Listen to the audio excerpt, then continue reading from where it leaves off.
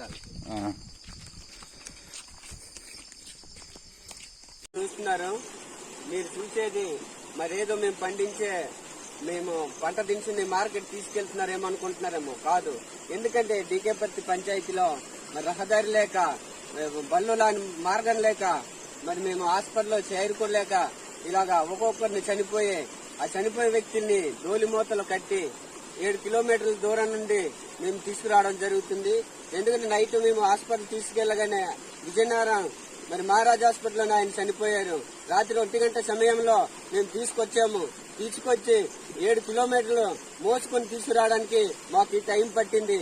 అయ్యా, ప్రభుత్వాలు ఉన్నాయి, మరి మీరు వెంటనే స్పందించండి. ఎందుకంటే మరి ఈ మారుమూల గ్రామానికి ఒక ఎస్టీ గిరిజన గ్రామము, మరి మేము బతుకున్నది ఈ లోకల్లోనే బతుకుతున్నాం. అయ్యా, మీరు వెంటనే మా గ్రామాన్ని పరిశీలించండి. మా గ్రామానికి రోడ్డు మార్గం లేదు, ఒక బ్రిడ్జి మార్గం లేవు. మరి అటువంటి గ్రామాలని మీరు వెంటనే స్పందించి మా గ్రామానికి రోడ్డు ఏర్పాటు చేస్తే మా కష్టాల్ని కొంతవరకు మేము హాస్పిటల్కి వెళ్ళడానికి కూడా మంచి మార్గాలు సదుపాయాలు కల్పిస్తారని మరి ఈ మధ్యనే మరి ఎంపీ గారు వచ్చారు. మరి కలిసి టెప్పలనాయుడు గారు మా గ్రామానికి వచ్చి మొన్న లాస్ట్ మంత్ 23వ తేదీన వచ్చి మా కష్టాలన్నీ కూడా తెలుసుకున్నారు. అయ్యా, మరి మీరు వెంటనే స్పందించి మా కష్టాలన్నీ కూడా ప్రభుత్వం దృష్టికి తీసుకెళ్లండి అయ్యా.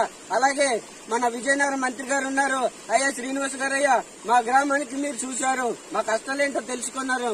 మరి మీరు కూడా మా గ్రామానికి వెంటనే స్పందించి మరి మాకు రోడ్డు సౌకర్యం కల్పిస్తారని మరి మీరు మా కష్టాలన్నీ కూడా మీ వల్ల కాకపోయినా మరి సీఎం గారి దృష్టికి తీసుకెళ్లండి. అలాగే డిప్యూటీ సీఎం గారు పవన్ కళ్యాణ్ గారి దృష్టికి తీసుకెళ్లండి. లేదా అంటే నారా లోకేష్ గారు ఉన్నారు, మరి ఆయన దృష్టికి ఆయన తీసుకెళ్లండి. లేదనుకుంటే మీరు చేయలేమనుకుని చెప్పండి. నేను ఏ విధంగా అయినా మరి సీఎం గారి దృష్టికి నేను తీసుకెళ్ళడానికి కూడా ప్రయత్నిస్తాను.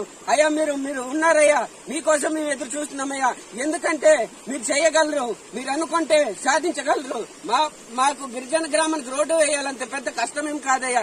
7 కిలోమీటర్లు, అది కూడా కొండలు కాదయ్యా, ప్లేన్ లోనే ఉంది, సింపుల్ గా అయిపోద్ది. అయ్యా, మీరు దాన్ని తలుచుకుంటే మీరు దానికి ఎంత పని కాదయ్యేది. సుమారు మా గ్రామానికి మీరు వేయాలనుకుంటే ఒక 3 కోట్లతోటైనా రోడ్డు వేయగలరు సార్. మీరు స్పందించి మా గ్రామానికి ఆదుకుంటారని చూసారయ్యా. మరి ఆయన వయసు ఎంత కాదు, 25 సంవత్సరాలే. ఆయన చనిపోయిన భార్య ఉంది, ఆయన 2 పిల్లలు ఉన్నారు, ఇప్పుడు ప్రెగ్నెంట్ తోటి ఉంది. ఇప్పుడు ఆయన పరిస్థితి ఏంటి? ఆయన ఇంకా తల్లిదండ్రులు లేరు, వాళ్ళ మామ లేరు, వాళ్ళ అత్త లేరు, వాళ్ళ నాన్న లేరు, ఎవరు కూడా లేరు. మరి ఆయన ఒక అనాథ పిల్లలు అంటాడు. మరి మేము హాస్పిటల్కి తీసుకెళ్లలేక ఇలాగ మార్గం మధ్యలో చనిపోయి మేము ఇంత కష్టపడి మళ్ళీ ఇంటికి చేరుకోవడం జరుగుతుందయ్యా. దయచేసి ప్రభుత్వాలు ముందుకు రండి, మాలాంటి గ్రామాలు ఉన్నాయి, ఆదుకోండి. ఎందుకంటే మేము మంచి ప్రభుత్వం వచ్చిందని మేము ఆశపడుతున్నాం. కానీ ఇలా మేము ప్రతి ఒక్కరూ ఇలాగ చచ్చిపోయి కాట్లలోకి వెళ్లిపోతే మరి ఎందుకయ్యా మా బ్రతుకులు?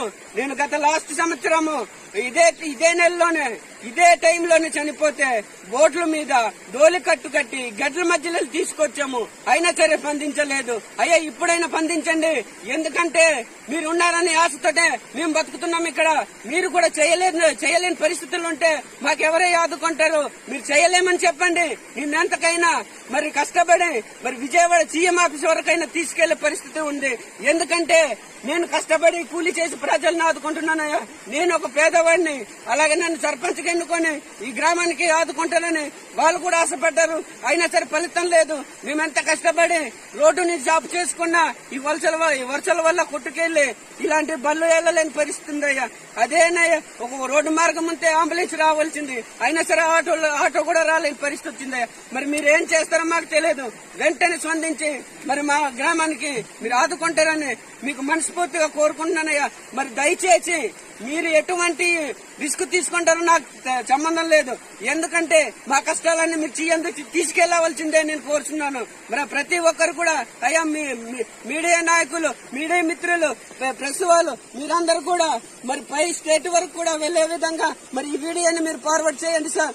ఎందుకంటే మరి ఇటువంటి వీడియోలు నేను ఎన్నో ఫార్వర్డ్ చేశాను, అయినా సరే ఒక నాయకుడు కూడా స్పందించి మా కష్టాలు తీర్చలేదు. దయచేసి ప్రతి మీడియా పత్రిక అందరూ కూడా మరి డైరెక్ట్ గా స్టేట్ లో గానీ మరి సీఎం దృష్టికి గానీ అవసరమైతే నరేంద్ర గారి దృష్టికి కూడా పెట్టండి.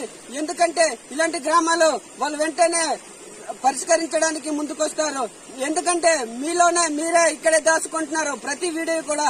మరి బయట అధికారుల దృష్టికి తీసుకెళ్లలేదు. అయ్యా దయచేసి ఇటువంటి సమస్యలు మీరు మీ దగ్గర ఉంచుకోకండి. మరి సీఎం దృష్టికి తీసుకెళ్లండి, అవసరమైతే నరేంద్ర మోడీ దృష్టికి తీసుకెళ్లండి. మరి ఇలాంటి గ్రామాలను మీరు ఆదుకుంటారని మీకు వేడుకుంటున్నామయ్యా తండ్రి నాయన ప్రభువా.